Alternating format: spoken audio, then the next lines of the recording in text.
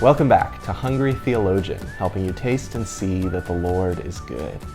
Today we're talking about celebration, and so we're making the fanciest cake that I've ever made.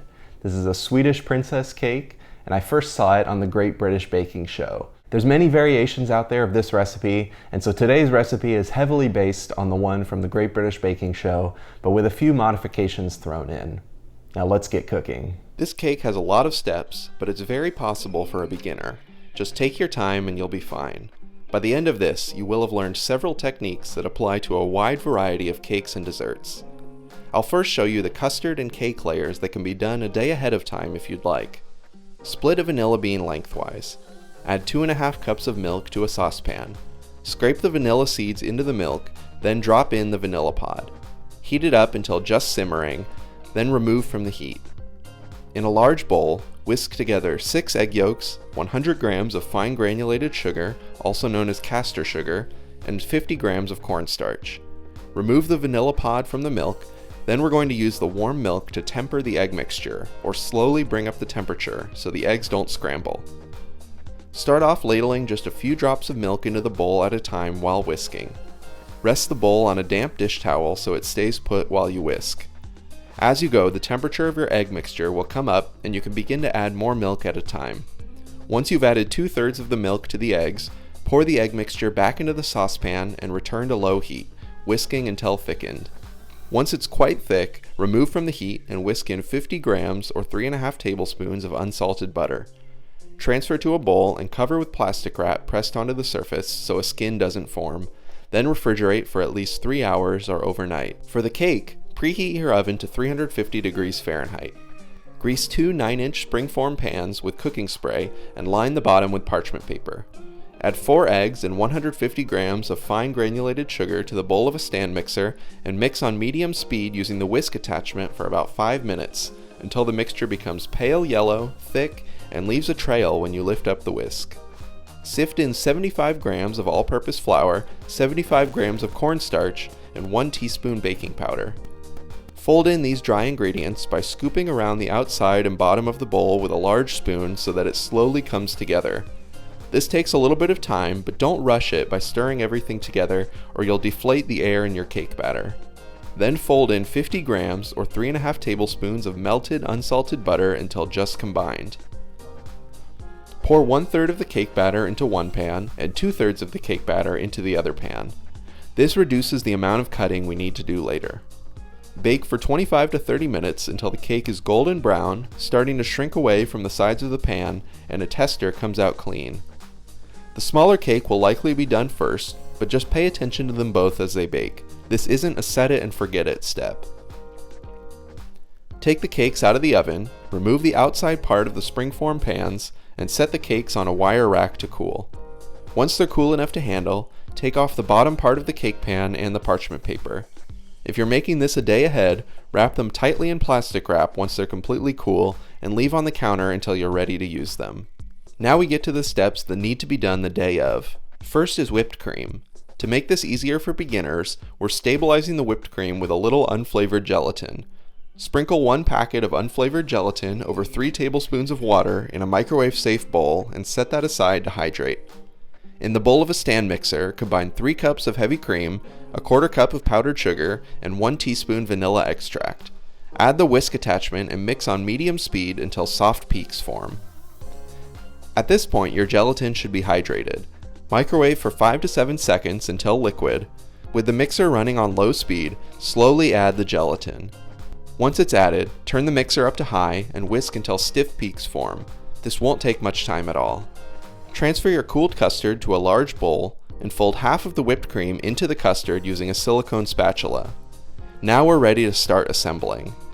Carefully slice your larger cake horizontally in half and set aside 1 piece. Spread 2 tablespoons of raspberry jam on top of each of the 2 cake layers in front of you. Then evenly divide the custard whipped cream mixture between these 2 layers on top of the raspberry jam. Stack these 2 layers on a cake stand or a large plate and top with the remaining piece of cake that you set aside. Set aside 1 cup of your whipped cream to use for decorating at the end. Then use an offset spatula to top the cake with the rest of your whipped cream and shape it into a large dome. Once it's shaped to your liking, put the whole thing in the fridge for an hour to firm up. Next, we'll make a fondant rose for the top.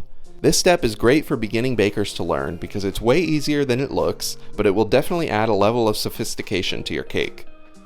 Buy some pink fondant at the store or online. I'll leave a link in the description.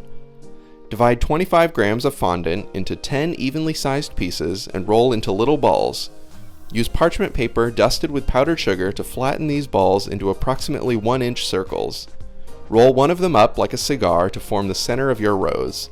Then add the remaining petals around the center to form a rose.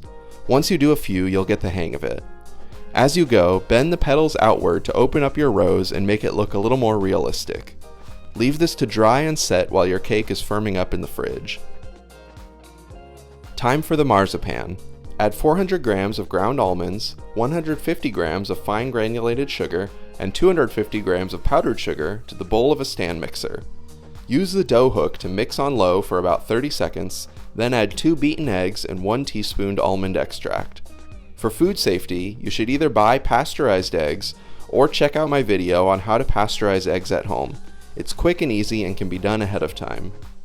Mix on medium-low speed until a stiff dough forms. Turn the dough out onto a countertop dusted with powdered sugar. Using a toothpick, add a few drops of green gel food coloring, not the liquid food coloring that's most common at the grocery store. Add the food coloring in small amounts because you can always add more.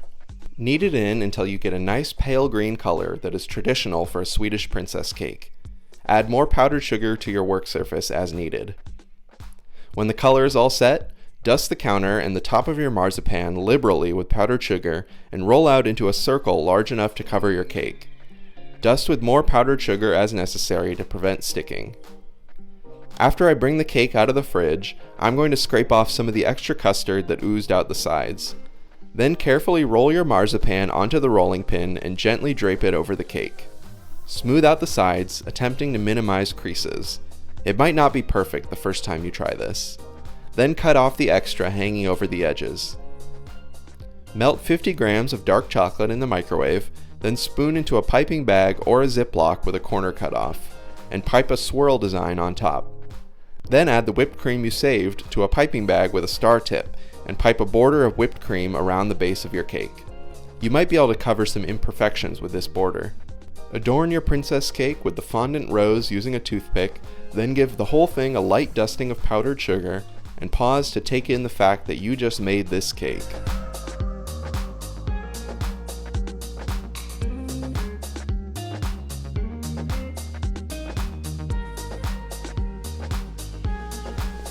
This is great. This is truly unlike any cake I've had. You have the lightness of the cream and the custard layers in between these layers of cake. Then you've got the almond from the marzipan. You've got that little hint of raspberry jam. I think I could have even done a little bit more raspberry jam. Now obviously this is a cake that is fit for a celebration. I wouldn't call myself an advanced baker by any means, so even if you're a beginner, this cake is accessible to you too. There's a popular book on spiritual disciplines that I read when I was in college called Celebration of Discipline by Richard Foster. I'll put a link in the description if you're interested in reading it. The whole book is about various spiritual disciplines, prayer, silence, and solitude, practices that help us connect with God. The last chapter, though, is called The Discipline of Celebration. When I first read this book, I was a little thrown off by the title of that chapter. Why would I need a chapter on celebration? Of course I know how to celebrate. I'm reading this book because I want to get serious about my faith. I want to really do the right things so that I can grow in my faith and grow closer to God. I think it's very insightful to include this chapter on celebration because celebration is such an important part of our faith. So we see celebrations happening throughout Scripture. And Jesus, in even his short ministry, is celebrating on various occasions because there are plenty of reasons to celebrate. The last year or year and a half or so have been pretty difficult for a lot of people. And at the time of this recording, my family's going through a pretty difficult time. But my birthday's tomorrow, so I made this cake to celebrate my birthday with family. Because it's good to celebrate another year of being alive, to celebrate all that the Lord has done in our family. Even in the midst of difficult circumstances, God is with us. We have reason to celebrate. And so even in the midst of hard times, it's a good thing to take a day to make an extravagant cake and to eat it together with family and friends. Celebration is an essential part of our spiritual life. All of us experience joys and sorrows as we go through life. And it's important that we recognize both of those. We need to take the time to lament and grieve the losses that we experience. And we need to take time to celebrate the joys that are all around us, to celebrate the presence of God with us, to celebrate family and friends, and to celebrate good food. So I'm excited to eat this cake for my birthday and to celebrate with my family. And I hope this encourages you to take time to celebrate the joys in your life. This is truly an incredible cake. It's worth the effort to do something like this. And I'm going to continue enjoying this. If you enjoyed this video and you want to see more, please consider subscribing and sharing with your friends.